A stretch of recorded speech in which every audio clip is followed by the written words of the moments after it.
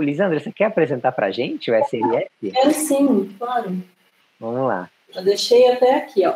SRS, né, é a escala de responsividade social, né? O que é responsividade social? Essa é um conceito de resposta social da capacidade, né? Então, SRS, ele rastreia e mensura os critérios A e B do DSM-5. Então, isso que é interessante, diferente de todos os outros instrumentos, né, que são baseados no DSM-4. Então, aqui teve uma revisão. Ele foi construído, claro, nos Estados Unidos, ele é utilizado em mais de 10 idiomas, é considerado uma escala padrão ouro. Ótimo. O que é padrão ouro? É um instrumento que tem tantas evidências de validade que ele se sustenta, né? Então, assim, existe uma comprovação estatística, né? Então, científica, de que os itens estão mensurando os sintomas do TEA. E ele não é só para o psicólogo, outros profissionais podem utilizar. Então, eu tenho ficado muito feliz com todo o feedback e o que eu entendo, assim, né? Quantas pessoas estão sendo avaliadas e se chega a um diagnóstico, não só crianças. Aqui são 4 formulários diferentes, né? Um de 2 anos e meio a 4,5, né? Outro de 4,5 até 18 anos de idade, e 2 instrumentos, né? 2 formulários para avaliação do adulto. Então, autorrelato e heterorrelato. Então, quanto maior a fonte de informação, né, nessa avaliação do TEA, é importantíssimo. Até o momento, a gente não tinha ferramentas para avaliação do adulto. Então, a gente tem o Windows 2, mas assim, a gente não tem validação para a população brasileira. O kit custa 15 mil reais. Então, assim, meu Deus, 15 mil reais é muito caro, né? Para um kit, eu acho absurdamente caro. É acessível a todos, né? Proibitivo, assim. Eu tô namorando comprar esse kit ainda, não consegui, é muito caro, meu Deus. Agora, a gente tem as escalas que são mais fáceis da gente passar, já tem validação para a população brasileira, então facilita, né? Isso. E está ainda numa versão, né, em inglês, então não temos uma adaptação, né? Porque não é só traduzir o material, tem todo um estudo de adaptação. Então, ó, isso daqui foram anos estudando. Então, peguei a versão em inglês, alguns profissionais do Brasil passaram para o português, depois eu faço uma única versão, volto para o inglês, que a gente chama de retrotradução, envia essa retrotradução para o autor, né? Porque tem que ter semanticamente a mesma coisa, eu não posso mudar as coisas. E aí, depois disso, faz um estudo piloto para observar se os itens, né, estatisticamente estão se comportando. Gente, estudo piloto, e aí o que ela está falando é assim, ó, a gente vai passar numa população bastante diversa, com aquela mesma faixa etária, com diferentes crianças em diferentes regiões do país, e identificar o perfil de resposta para aquele item específico. Construir uma curva para a gente ver a distribuição da resposta para aquela população, onde a maioria vai estar respondendo no eixo central daquela curva normal, vai ter uma minoria que já vai denotar num conjunto de discrepâncias que ele tem em relação à média que as pessoas respondem, é que a gente vai identificando, peraí, esse cara tá fora da média aqui, tá fora da média ali, tá fora da média ali, tá fora da média ali, esse cara tá fora de média na vida, né? Então, até assim, o pessoal, pai de criança com autismo aqui, gente, muito provavelmente, se vocês pegassem um instrumento desse com o suporte de um profissional e respondessem, muitos de vocês iam descobrir que vocês também estão no espectro. E isso é útil, porque a gente passa a vida inteira sem entender o porquê de certas coisas que a gente faz.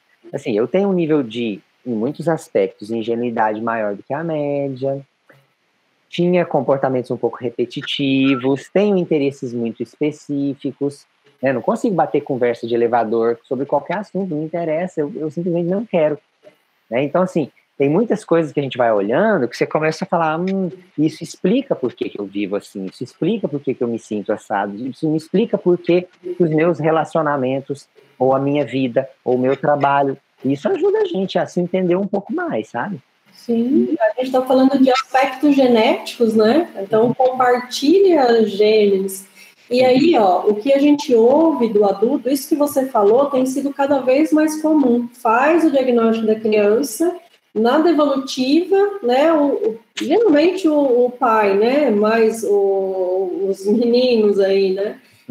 Vão dizer, nossa, mas está falando isso? Parece que você está falando de mim. Né? Então, os adultos passaram também a receber diagnóstico. Isso é tão importante. O que a gente escuta?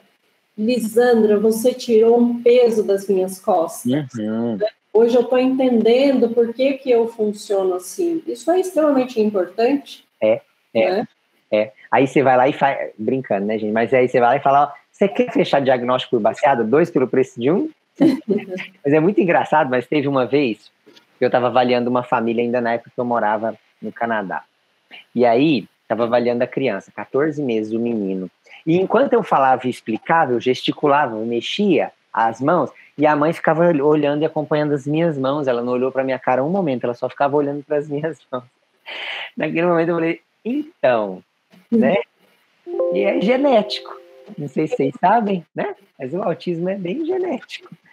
Porque é muito frequente, né, Lisandra? Muito mesmo. Agora, você quer mostrar um pouquinho como que é esse instrumento? É um questionário, é uma escala Likert, preenche como, é de quanto a quanto, só para a gente ter uma ideia. Porque às vezes uma professora olha e fala assim, mas eu não estou acostumada com esses testes. Ela fala que não é para psicólogo, mas aí eu pego e não entendo nada. Porque assim, é muito simples, né? Você me mostrou realmente é uma coisa muito tranquila. É claro que é bom ter uma certa orientação, você aprender a passar, estudar o manual, mas não é tão complicado, acho que vale a pena dar uma olhada. Os professores mesmo na escola podem usar como um rastreio, posso usar de uma forma aí, né, coletiva. Então, vem o manual explicando todos os formulários, e aí eu tenho 4 formulários diferentes, então, que estão relacionados com a idade, né? Então, por exemplo, aqui, ó, esse seria um formulário de idade escolar. Cada um dos formulários tem 65 itens, 65 perguntas de resposta do tipo Likert, como o Thiago falou aqui, né? O que é tipo Likert?